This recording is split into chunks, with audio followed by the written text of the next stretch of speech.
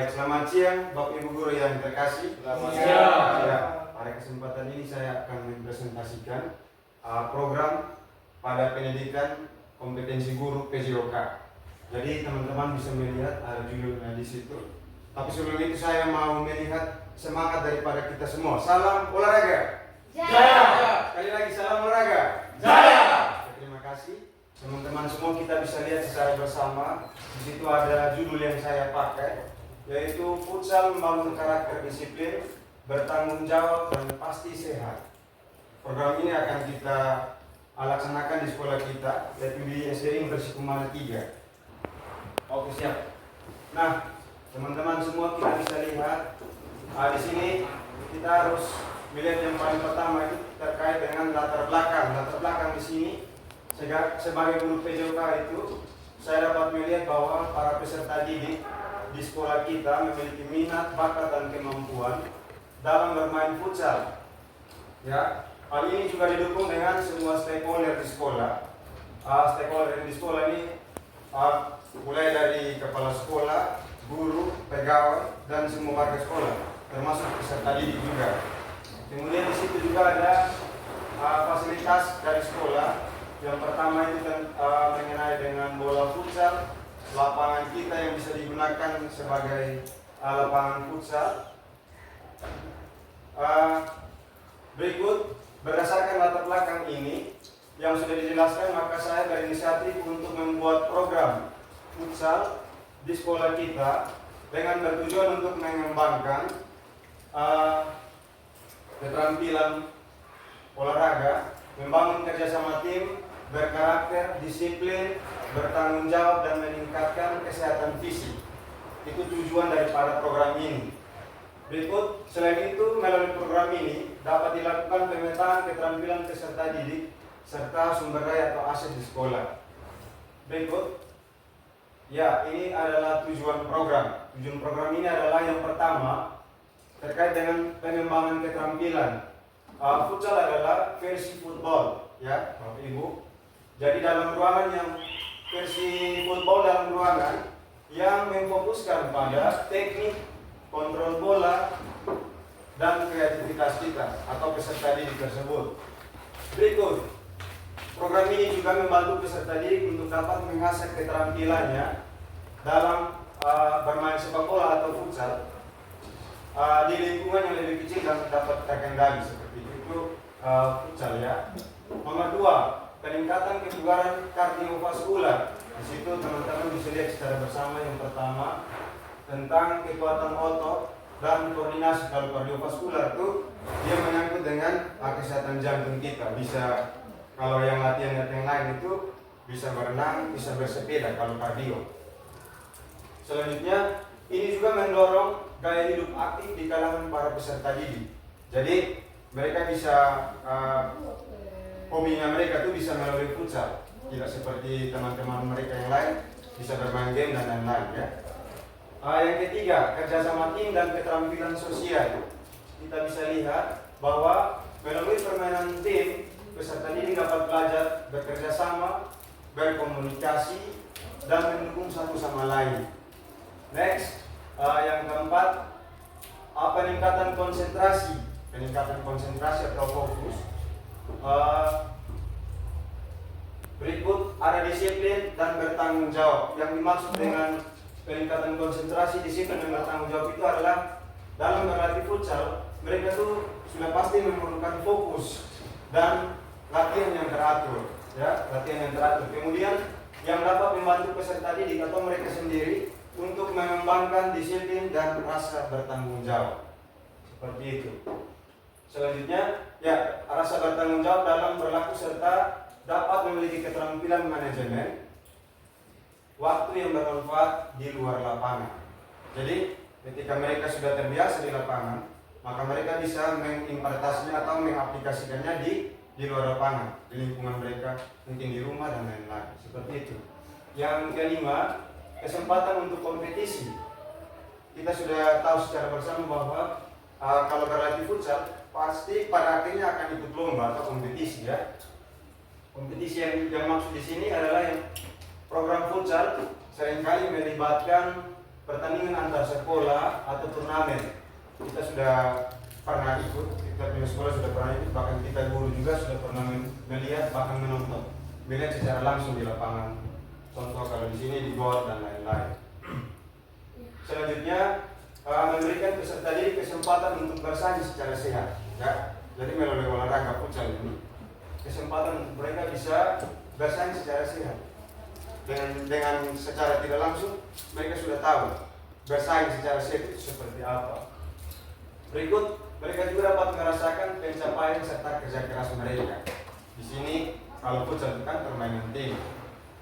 Berikut, dengan menjalankan program futsal ini, maka saya amat yakin bahwa sekolah tidak hanya meningkatkan keterampilan olahraga peserta didiknya, tetapi juga mendukung perkembangan pribadi dan sosial mereka. Ya. Nah, di sini teman-teman ada capaian, langkah-langkah dan hasil yang diharapkan untuk setiap tujuan. Yang pertama di sini, yang tadi saya sudah jelaskan, yang pertama adalah mengembangkan keterampilan olahraga. Capaiannya, yang pertama itu meningkatkan teknik dasar dan lanjutan dalam olahraga tertentu. Yang kedua, memahami strategi dan taktik permainan. Yang ketiga dari capaiannya adalah menguasai kemampuan fisik yang diperlukan untuk olahraga tersebut. Ya, itu capaian dari yang pertama. Yang kedua, yang berikutnya adalah langkah-langkah. Langkah-langkah yang pertama di sini pelatihannya harus teratur, latihannya harus teratur. Di situ mengikuti sesi latihan secara rutin dengan instruktur yang berpengalaman. Di sini kalau instruktur itu kan coach. Ya. Yang kedua, praktik mandiri. Praktik mandiri dilakukan dengan cara latihan individu untuk meningkatkan keterampilan spesifik. Keterampilan spesifik di sini bisa dari teknik menggiring bola, shoot dan lain-lain. Yang ketiga, ulasan dan evaluasi. Ya, di situ mereka bisa menonton rekaman permainan, mungkin di YouTube dan lain-lain, untuk menilai dan memperbaiki teknik, atau melihat rekaman dari hasil latihan mereka sendiri. Seperti itu. Yang keempat, kompetisi. Kompetisi di sini maksudnya adalah mengikuti turnamen atau pertandingan untuk menerapkan keterampilan dalam situasi yang nyata. Ya, hasil yang diharapkan yang pertama untuk dapat meningkatkan performa dalam pertandingan atau kompetisi tersebut yang mereka ikut. Yang kedua, kemampuan untuk mengatasi berbagai situasi dalam olahraga. Dan yang ketiga, peningkatan kepercayaan diri dan teknik bermain. Ya,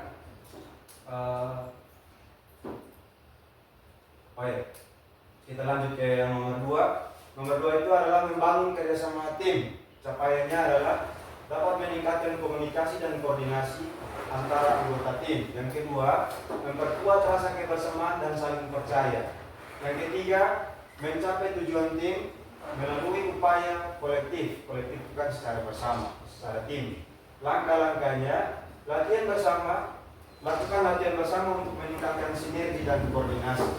Yang kedua, kegiatan team building. Ya, di situ maksudnya adalah mengikuti aktivitas yang memperkuat hubungan dan kerjasama antara tim.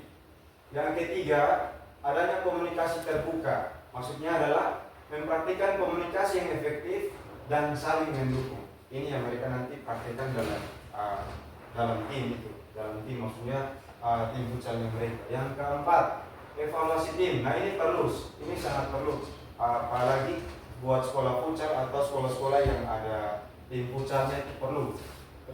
Evaluasi tim di sini maksudnya adalah mendiskusikan pencapaian dan tantangan bersama untuk perbaikan, ya. Jadi mau di mana saja itu perlu adanya evaluasi untuk bisa memperbaiki. Berikut lagi adalah hasil yang diharapkan. Hasil yang diharapkan adalah peningkatan kerjasama kinerja tim dalam kompetisi. Yang kedua, hubungan yang lebih baik dan rasa saling percaya di antara anggota tim. Dan memang ini harus dipelihara dalam tim atau ya dalam tim futsal sekolah atau tim futsal mungkin di luar. Itu yang harus perlu diperhatikan. Yang ketiga, kemampuan tim untuk bekerja sama secara efektif dalam menghadapi tantangan seperti ini. Itu yang kedua. Yang ketiga, berkarakter. Berkarakter itu capaiannya adalah menunjukkan sikap sportif, jujur, dan menghormati orang lain. Ini sangat penting. Sebagai seorang atlet, dia wajib harus praktekkan ini. Yang kedua, menjadi contoh positif bagi orang lain, baik di dalam maupun di luar lapangan. Ini juga. Yang ketiga, menghadapi kemenangan dan kekalahan dengan sikap yang baik. Seperti itu. Berarti dia bisa menerima kekalahan dan menerima kemenangan tetap dengan sikap yang baik. Terkadang kan ada anak-anak yang mungkin salah juga didikan dari coachnya, sehingga kalau kalah itu reaksinya berbeda, tidak bisa menerima kekalahan ini. Berikut langkah-langkahnya adalah yang pertama, refleksi diri. Refleksi diri sini maksudnya adalah luangkan waktu untuk mengevaluasi sikap dan tindakan pribadi kita. Peserta didik atau pemain futsal tadi. Yang kedua, pelatihan etika. Pelatihan etika di sini teman-teman. Maksudnya adalah mengikuti pelatihan atau workshop tentang etika dan sikap sportif. Berikut penerapan nilai. Penerapan nilai di sini maksudnya adalah menerapkan nilai-nilai positif dalam setiap aktivitas olahraga. Dan nilai-nilai positif ini kan bisa saling menghargai dan lain-lain. Beretika. Berikut umpan balik. Umpan balik di sini kita bisa lihat secara bersama yang di situ menerima umpan balik dari pelatih dan rekan tentang sikap dan perilaku. Memang ini kalau sebagai atlet terkadang juga ada yang tidak menerima ini, tidak menerima masukan dari coach atau teman rekan setimnya seperti itu. Jadi kita harus tekankan sebagai coach, kita harus tekankan kepada peserta didik kita atau atlet kita untuk menerapkan yang keempat ini, umpan balik. Yang berikut hasil yang diharapkan adalah perilaku yang konsisten, dan positif dalam semua aspek kehidupan. Kedua, penghargaan dan respek dari rekan tim, pelatih dan lawan. Ini juga memberikan penghargaan bagi teman-teman. Meskipun dia salah pun, kita harus tetap memberikan respek bagi dia. Berikut, adanya pembentukan reputasi sebagai atlet yang berkarakter baik, pembentukan reputasi diri. Seperti itu. Itu yang ketiga. Yang keempat, teman-teman, di sini berbicara tentang disiplin. Nah, capaian dari disiplin ini yang pertama, menjaga jadwal latihan dan mengikuti aturan permainan dengan konsisten. Ini program yang sudah diatur oleh coachnya. Yang kedua, mengatur waktu dan prioritas dengan baik untuk mencapai tujuan olahraga. Jadi ini yang harus ada dalam diri atlet itu sendiri. Yang ketiga dari capaian adalah memiliki rutinitas yang mendukung pencapaian performa secara optimal. Nah, itu adalah capaian. Sekarang kita lanjut ke langkah-langkah, teman-teman. Yang pertama, jadwal rutin. Membuat dan mematuhi jadwal latihan serta kegiatan terkait olahraga. Dalam hal ini futsal. Yang kedua, tujuan jangka pendek dan jangka panjang. Menetapkan tujuan yang jelas dan terukur untuk perkembangan olahraga futsal. Yang ketiga, manajemen waktu. Adanya alokasi waktu untuk latihan, untuk sesi pemulihan, dan untuk kegiatan lainnya di situ. Berikut yang keempat, memotivasi diri. Temukan cara untuk tetap termotivasi, seperti dengan memberi hadiah pada diri sendiri setelah mencapai tujuan. Jadi bukan berarti hanya orang saja bisa kasih puji kita, tapi saya bisa, saya hebat. Seperti itu contoh ya teman-teman. Yang kelima, hasil yang diharapkan, konsistensi dalam performa olahraga dan kemajuan yang signifikan. Yang kedua dari hasil, kemampuan untuk mengelola waktu dan tanggung jawab dengan efektif. Yang paling terakhir dari hasil ini, peningkatan dalam berbagai aspek teknik dan kondisi fisik. Kita lanjut lagi ke nomor 5. Nomor 5 itu tentang bertanggung jawab. Ya, bertanggung jawab di sini capaiannya adalah memenuhi tanggung jawab pribadi dan tim secara konsisten. Next, mengakui kesalahan dan belajar darinya untuk perbaikan ke depan. Yang ketiga, dapat menyelesaikan tugas dan berkomitmen dengan integritas. Berikut adalah langkah-langkah teman-teman. Langkah-langkah di sini yang pertama mengidentifikasi tanggung jawab. Maksudnya adalah mengenali tanggung jawab pribadi dan tim dalam olahraga. Maksudnya dalam tim futsal yang mereka atau tim futsal yang ada di kita di sekolah. Yang kedua, berkomitmen, mematuhi janji dan berkewajiban dengan penuh tanggung jawab. Oke, baik, terima kasih. Yang ketiga, evaluasi diri ya. Evaluasi diri di situ selalu mengevaluasi hasil kerja dan belajar dari pengalaman. Yang keempat, komunikasi, menyampaikan informasi atau masalah dengan jelas kepada pelatih atau anggota tim. Hasilnya adalah hasil yang diharapkan dari teman-teman. Yang pertama, kepercayaan diri dari rekan tim dan pelatih. Yang kedua di sini adalah peningkatan kemampuan dalam menangani tanggung jawab dan menyelesaikan tugas. Yang paling terakhir dari hasil adalah pencapaian hasil yang memuaskan dan berkelanjutan dalam olahraga. Meningkatkan kesehatan fisik. Capaiannya adalah dapat meningkatkan kekuatan, daya tahan, fleksibilitas, dan keseimbangan tubuh. Yang kedua, mengurangi risiko cedera melalui latihan dan pemulihan yang tepat. Dan yang ketiga adalah menjaga kebugaran tubuh secara keseluruhan melalui pola makan sehat dan istirahat yang cukup. Ya, berikut adalah langkah-langkah teman-teman. Yang pertama, program latihan, yaitu mengikuti program latihan yang dirancang untuk meningkatkan kesehatan fisik secara keseluruhan. Berikut yang kedua, nutrisi seimbang. Nutrisi berkaitan sangat dengan makanan ya, yang dikonsumsi oleh para atlet. Konsumsi makanan yang mendukung kebugaran dan pemulihan tubuh. Berikut yang ketiga, istirahat dan pemulihan. Pastikan waktu tidur yang cukup dan teknik pemulihan yang efektif. Yang keempat, pemeriksaan kesehatan. Lakukan pemeriksaan kesehatan rutin untuk memantau kondisi fisik atlet tersebut. Hasil yang diharapkan adalah yang pertama, peningkatan kapasitas fisik dan penurunan risiko cedera. Yang kedua, energi yang lebih tinggi dan performa yang lebih baik dalam aktivitas olahraga. Dan yang paling terakhir dari hasil adalah kebiasaan hidup sehat yang berkelanjutan. Ya, seperti itu teman-teman.